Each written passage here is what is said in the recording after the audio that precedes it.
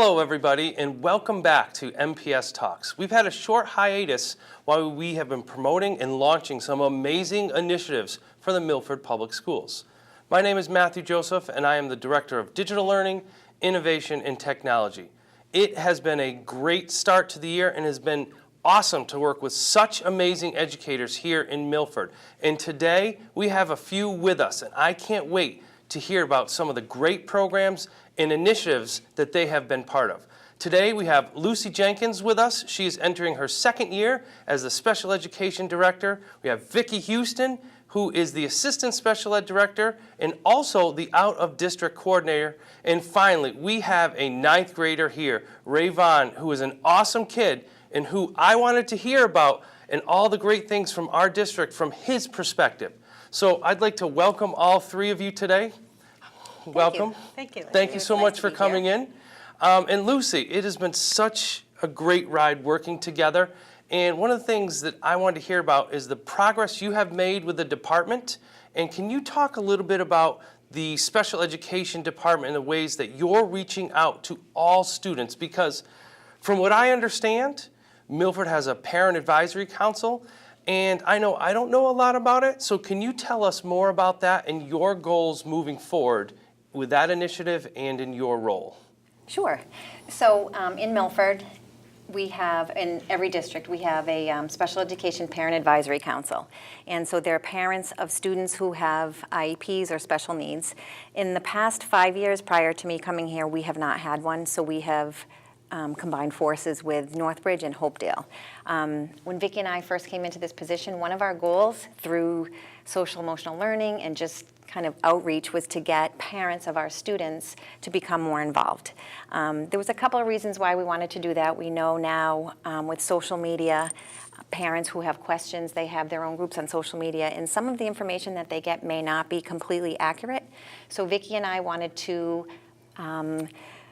be part of the PAC so that we can answer any questions that parents may have about special education and their rights and their students' rights. So we worked really hard to get a PAC going, and this year, we did start it last year, but this year we have a phenomenal PAC and great officers. So we have Krista Wallace is our president or chairman. We have Carissa Rowlands is one of our officers, and Chris Wilson? Yes, Christopher Wilson. How could I forget Chris? So we have some parents who are kind of taking the lead, and some of the great things that we're doing. Tomorrow night, Vicki and I have a meet and greet. So we did that last year. We invite all of our parents of special ed students to come in and to meet Vicki and I and answer any questions.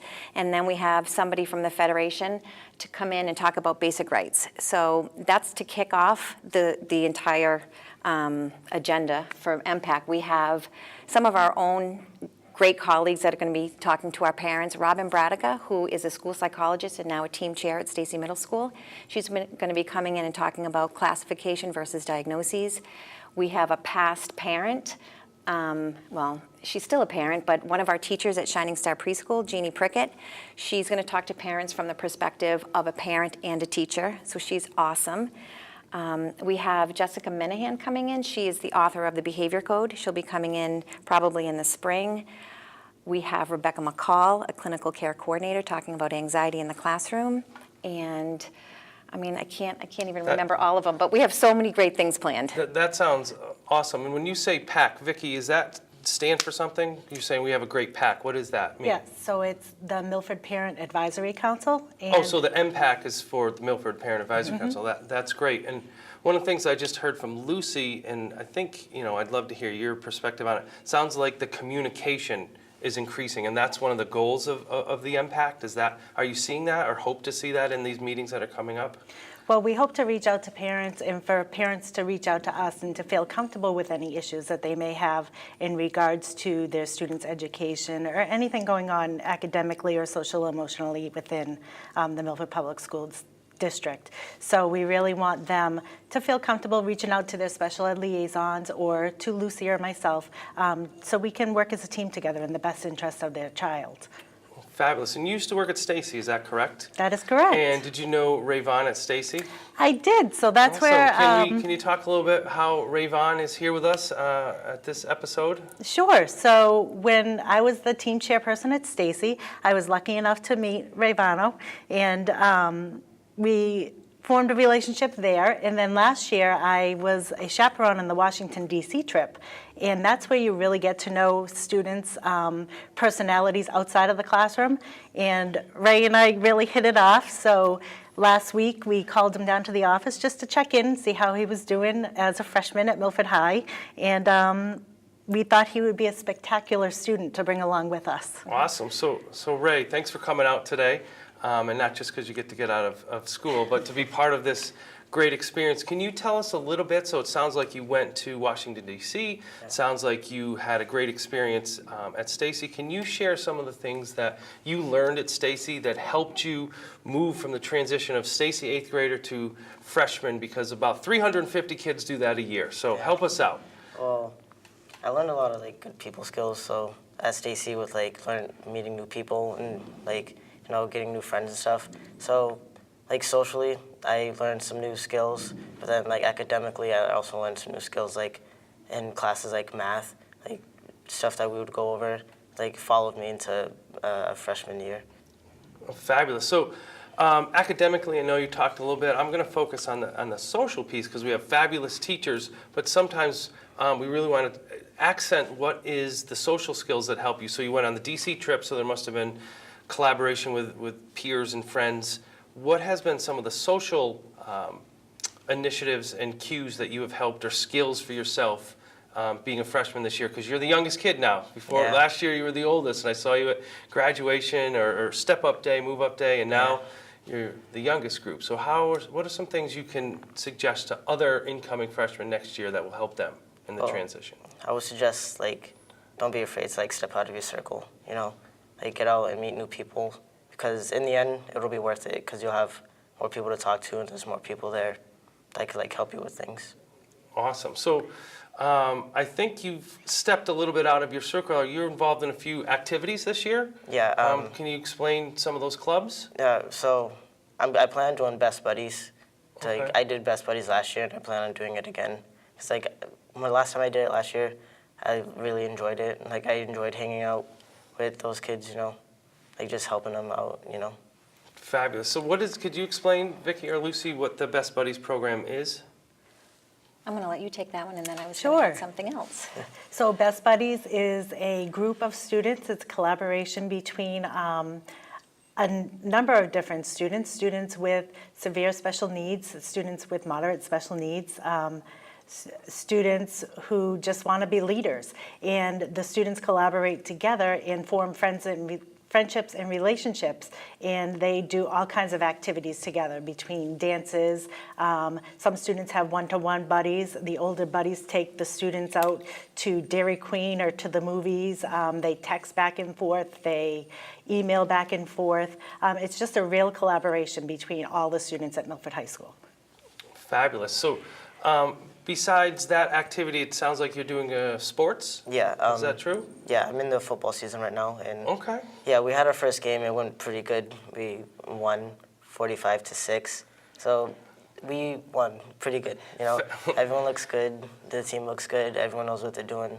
Awesome. So it's pretty good. So one of the goals in our district is about social emotional learning, and I'm going to have Lucy talk about that in a minute. But what that means is, how are you working with others? How are you working with your teammates? What are some of the things that are happening on the field that make you a better team?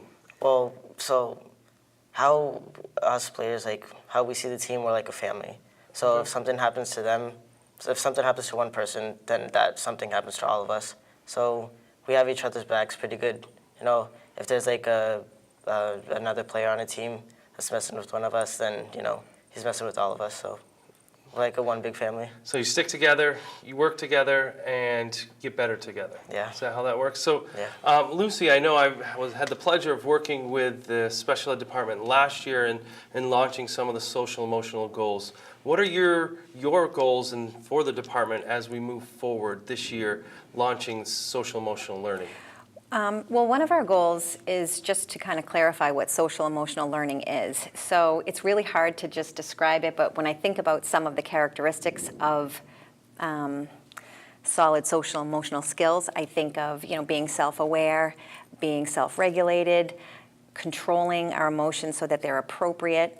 I think of being compassionate and empathetic towards peers and being kind. And we have so many initiatives in the district anyway. But I want to get back to what Rayvana was telling us. He said that a lot of social skills that he learned in 8th grade, he's transferred into high school. And when Vicki first introduced me to him, I think he's like the picture of really great social skills. One of the things that struck me was that he had phenomenal eye contact, he had a solid handshake, and he was smiling, so he greeted us as if he really wanted to talk to us. And you don't always get that from adults or students. We're not really engaged, we're very busy with what we're doing, so we're not really paying attention to our surroundings.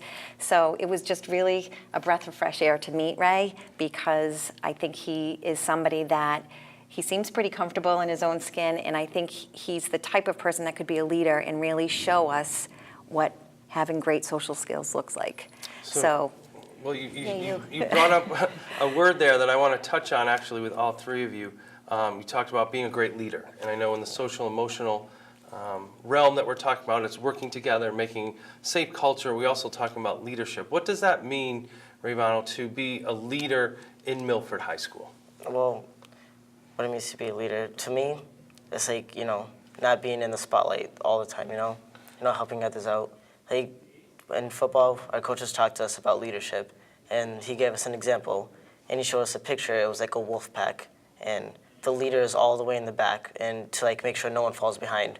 Being a leader is making sure everyone's moving at once, no one's falling behind. And how would that transition into the classroom? How can you be a leader as a student? Well, say if someone's falling behind in some work, or they're not understanding a problem, or some skill that they're supposed to know, I could help them out, because I would know that, Excellent. So I know Lucy is starting her second year. Vicki, so are you. So what are some of your goals this year in the leadership capacity in your role?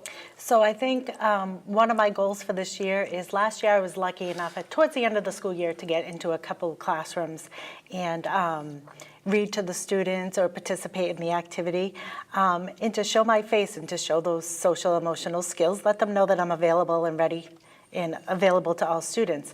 So one of my goals this year is to try to get into all the schools and get into some of the classrooms to participate right in the lessons. That just triggered something for me. You said get into the schools, and Lucy, you were sharing with me yesterday, I'd love for you to talk a little bit more about how you're getting out of your office and getting out into the high school or welcoming. Can you tell us what you meant by that, or what you are doing to be more transparent in being visible? Well, we're starting out with just basic things, like in the morning, instead of just being in our office and trying to catch up on emails, we're in the hallways, we're saying hi to students so that they know who we are. We're going to the different schools so that the teachers know who we are and the students know who we are. I think that when we talk about all of these initiatives that we're doing, whether it be practicing mindfulness or being really positive, I think it's important that if we're in these roles that we have to show that we actually mean what we say. So just being positive, I think for all of us as teachers, students, administrators, there are so many things that come up on a daily basis that are very stressful for us. And I think if we just take a step back and realize that we have so many people that we can count on to support us, we can pretty much handle anything that comes our way. So Vicki and I just really want to be more supportive to the staff and mostly to our students. That is awesome. So I want to thank you three for coming in today and share a little bit. And I want to share with our community today of how lucky you are to have amazing students in your school, amazing educators in leadership positions. And really one of the things that I found fascinating working with the department this year is their slogan this year is "You Matter." And that was a focus of what we talked about today with the MPAC and getting out there and having the communication. So I was thrilled to have you in here. Keep following along of all the success from the Milford Special Education Department, Milford Schools. You can follow them at Milford Schools, or follow myself at Milford_Tech on Twitter. So thank you for joining us today, and continue to tune in. I did hear that Lucy said there's a meeting tomorrow. This actually will air after that meeting, so I challenge you families who attend that meeting to tweet out something to our special education department or Milford Schools, some positive things you took from that meeting. And we are going to put the special education Twitter handle right below us here, so that'll give you all the information you need. And have a wonderful day, everybody, and thank you for tuning in.